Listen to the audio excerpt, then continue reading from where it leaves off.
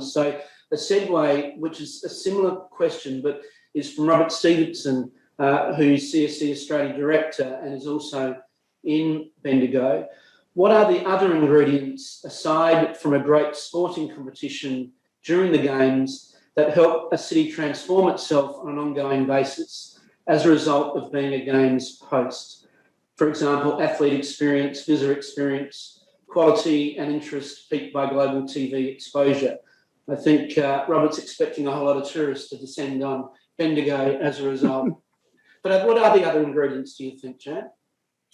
So I take a step back and I go back to first principles. And as long as there's advanced planning across multiple stakeholders and a true and genuine collaboration of what that long-term goal is, if you've got those three basic ingredients at the beginning, then I think the next step is to look at the user groups. So it is the athlete experience, and that's from the moment they step off the plane until they leave. And in any athlete's world, as long as the food is good and easily accessible, as long as the accommodation is clean and comfortable, and there are 6'6" long beds for rowers, because they're not very happy to sleep in 6-foot beds. They quite like a pillow that doesn't mush under down feathers. And then you look to the transportation, and please make sure that transport now runs clockwork. They're fairly happy. You then take the entourage. They're just as peculiar about their transport. They'd like to know that their drivers know exactly where they're going and don't take them from Brisbane to Melbourne and back thinking that they're going to the judo. I'd suggest that the accessibility and the engagement of the entourage with their athletes is really important. But I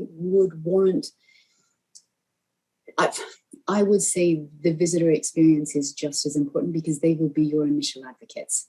Yeah. And to make them feel a part of the environment that they're in, and to make them or offer them some engagement and some ownership in the event is critical, so that when they leave, not only have they spectated, but they have felt a part of what that is.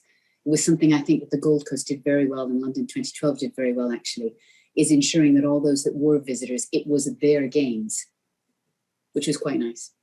I agree. Look, I was living in Sydney at the Sydney Olympics, and for those of you who lived and tried to get around Sydney, it's a disaster. And everyone thought that Sydney was just going to be terrible.